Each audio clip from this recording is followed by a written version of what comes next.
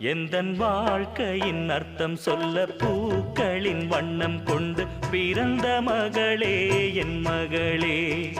நான் வாழ்ந்தது கொஞ்சம் அந்த வாசத்தில் வந்துதித்து உயிரில் கலந்தா என் உயிரே. உன் பூவிழி குறுநகை அதில் ஆயிரம் கவிதையே.